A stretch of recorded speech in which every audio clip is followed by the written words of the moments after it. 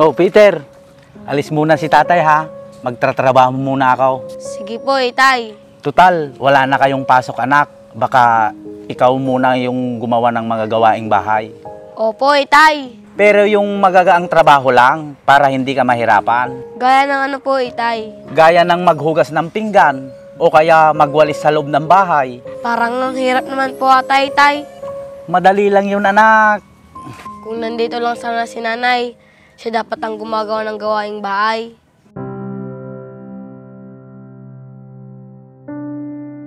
Tay, saan po pala nagpunta si nanay? Babalik pa po ba siya dito? Anak, nandito naman si tatay para alagaan ka. Gusto ko na kasi siya makita, Itay.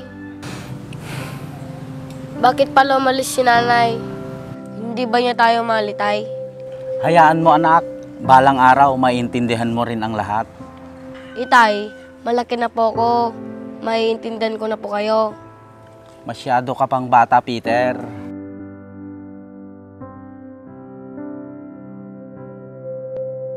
Siya nga pala, Peter, malapit na ang Pasko. Anong gusto mong regalo? Gusto ko po sana makita si inay. Peter naman. Yun po ang tangi kong hiling ngayong Pasko. Peter, iba na lang. Wag lang yun. Sige po, Itay. Gusto ko po sana ng bagong laruan. Yun lang ba, anak? Opo, Itay. Hayaan mo, anak. Kapag nagsweldo si tatay, bibilan kita ng laruan. Salamat po, Itay.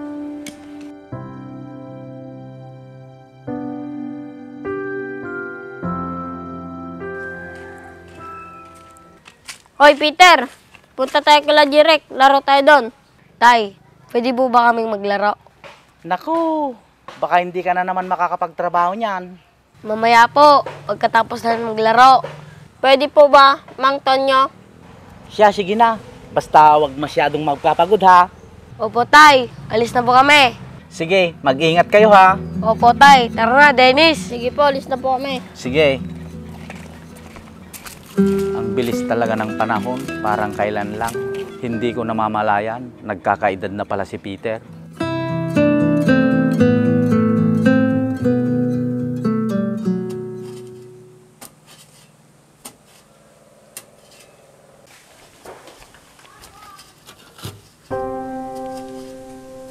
Parang may problema na naman tong kumpare ko ah.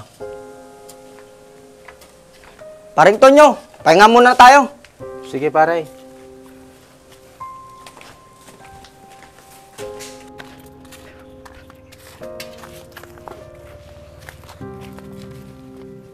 Pare, matamlay ka ata. May problema ba pare? Yung inaanak mo kasi pare, nagkakaedad na. Ganun talaga. Hindi natin maiiwasan yan. Yun nga pare, nagtatanong na siya. Gaya ng ano pare? Tinatanong na niya kung nasan na yung nanay niya. Kung bakit daw niya kami iniwan. Bakit hindi mo pa kasi sabihin yung totoo pare? Wag muna pare, baka masaktan yung bata kapag nalaman niya yung katotohanan. Di mas masakit kung pinatagal mo pa pare. Ayaw ko yung nasasaktan yung anak ko pare, kasi nasasaktan din ako. Sa bagay pare, hindi kita masisisi. Hindi ko alam pare, kung bakit maaga niya kaming iniwan. Bakit hindi ka maghanap ng iba pare? Para magkaroon ng bagong nanay si Peter. Ayaw ko pare. Ayaw mo nun pare? Para may magpapasaya sa'yo uli? Alam mo pare, kay Peter pa lang, masaya na ako. Kaya hindi ko na kailangan maghanap ng iba. Ano kaya pare, kung pumunta na lang tayo doon? Ikaw talaga pare, kung ano na naman yung nasa isip mo. Bakit pare? Ayaw mo? Halika na nga pare, magtrabaho na tayo. Si pare talaga, di marunong makisama. Peter, ang tamlay ng laro mo kanina. Wala siguro ako sa kondisyon ng maglaro. May problema ka ba? Wala naman. Namimiss ko lang ang nanay ko. Bakit saan siya nagpunta? Hindi ko alam eh. Ba't di mo tanungin sa tatay mo? Ayaw niya sabihin sa akin eh. Baka may dahilan yung tatay mo, kaya ayaw niyang sabihin. Gusto ko lang malaman kung bakit kayo iniwan ni nanay. Siguro ayaw niyang sabihin kasi ayaw kanyang masaktan.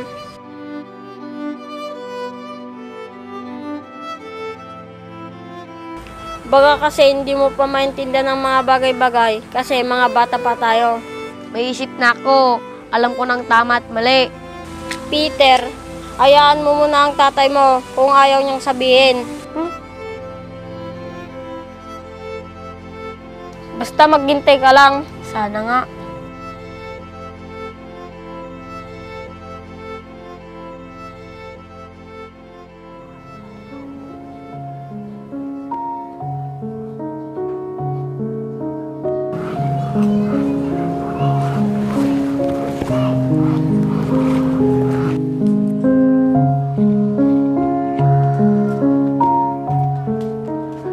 Maligayang Pasko, anak.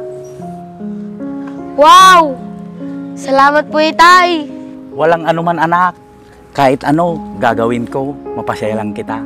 Ang swerte ko po kasi kayo ang naging tatay ko. Sige, anak. Dito ka muna. May gagawin pa ako sa loob. Sige po, Tay. Salamat po sa regalo. Sige, anak. Maglaro ka muna dyan.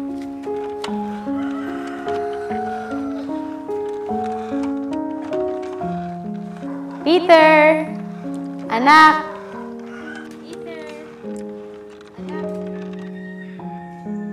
Sino kayong tumatawag sa akin? Peter! Anak! Inay? Inay!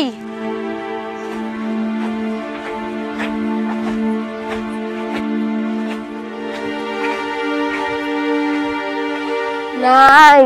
Miss na kita. Miss na rin kita, anak. Inay, di niyo na po ba kami iiwan ni tatay? Peter, hindi ko naman kayo iniwan ng tatay mo.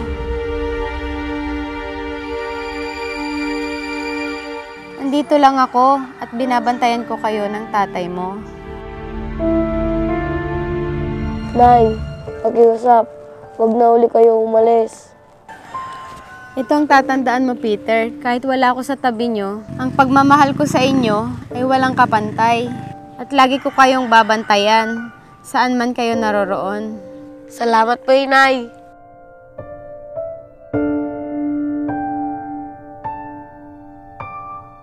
Sandali lang, Inay. At tatawagin ko si tatay. Tay! Tay! Tay!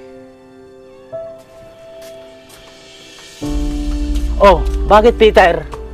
Tay, si nanay andun sa labas. Halika. Andun siya, Tay. Wala naman, anak.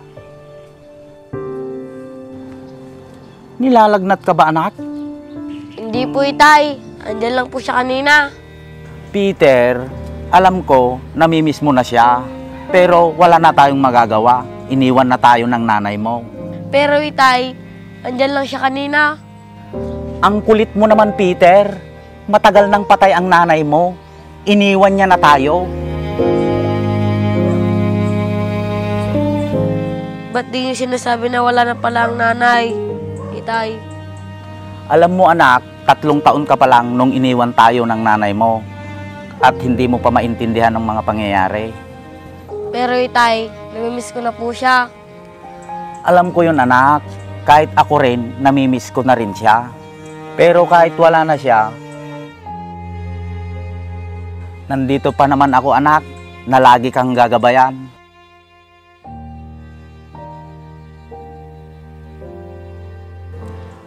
Pupunuan ko lahat ng pagkukulang ng nanay mo na pagmamahal at hindi kita pababayaan. Tandaan mo, anak, mahal na mahal kita. Mahal na mahal din kita, tatay. Maligayang Pasko po.